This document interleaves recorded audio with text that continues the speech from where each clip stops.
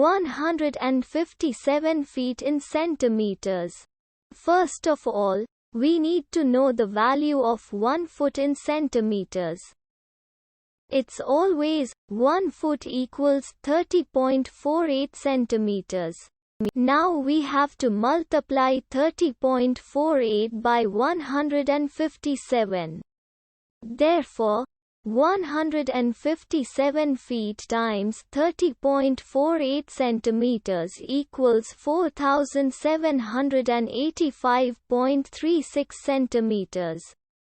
So, in other words, 157 feet equals 4785.36 centimeters.